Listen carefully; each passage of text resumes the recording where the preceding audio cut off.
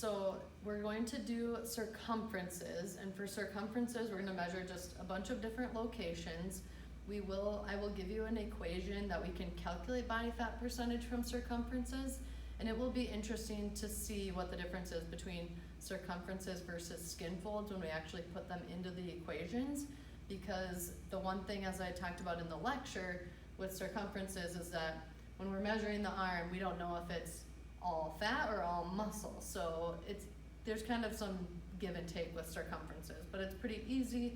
It's a little less invasive than skin folds. The other thing that we can calculate with circumferences is the waist to hip ratio, and that's just gonna kind of tell us our risk for heart disease. So I'll give you those equations on how to figure out waist to hip ratio and then the body fat percentage for circumferences.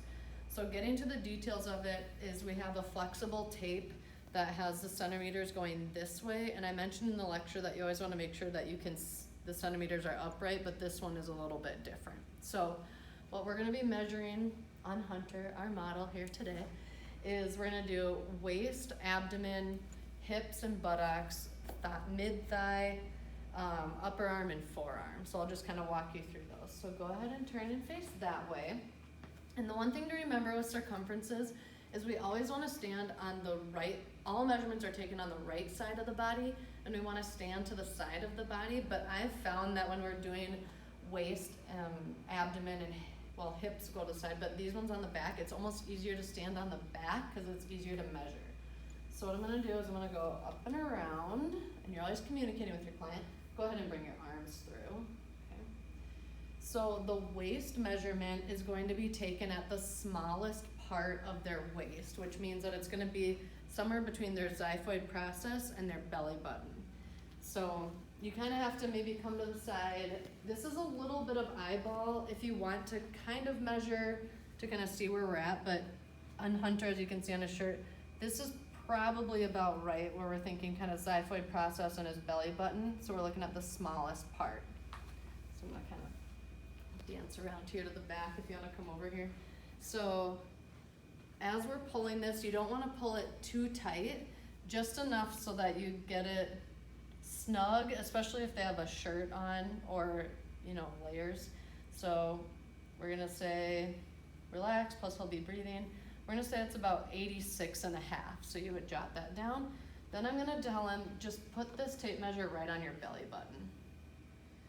So then he's gonna put it down on his belly button. That's your measurement for your abdomen. So abdomen is right at the belly button. It's just simple because they're just gonna move it down.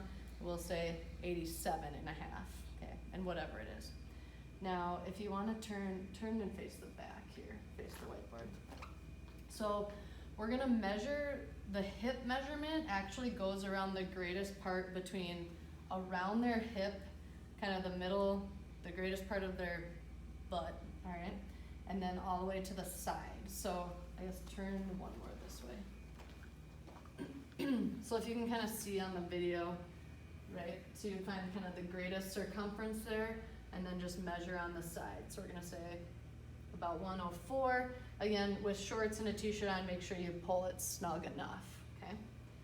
All right, so we did waist, abdomen, hip, buttocks, again, the greatest part around their hips.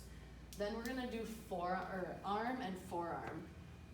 So the upper arm is going to be measured between kind of the middle of their acromion process and their olecranon process. You can I'm gonna let you kind of eyeball this one if you want to kind of measure with your hands, kind of where their elbow is, and you can kind of visualize where the middle is. So the middle of their upper arm, be a little lenient on that one.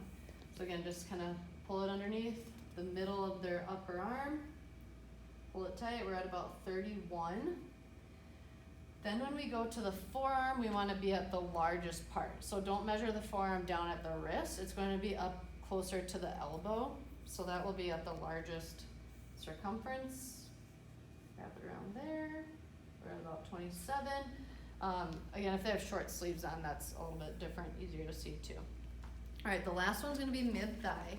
So what you're gonna do is just put your right foot up on there. So you wanna make sure their hip and knee are at about 90 degrees. So this is about the perfect height. You can put it up on a chair. And again, we wanna go the middle of the thigh. So I'll let you just kind of measure kind of like pinky to thumb. It just gives you an easy visual without, I guess, if you want to actually measure, you can.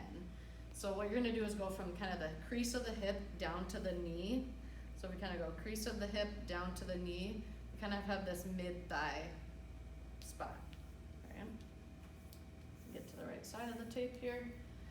Wrap it around, again, centimeters facing out because we're measuring always in centimeters. And we're at about 51.5 centimeters. So for your measurements, again, we have waist, which is going to be the smallest part, somewhere between the xiphoid process and the belly button. Abdomen will be the belly button. Hip around your butt and at the greatest circumference. We will do upper arm, which is the middle of the upper arm.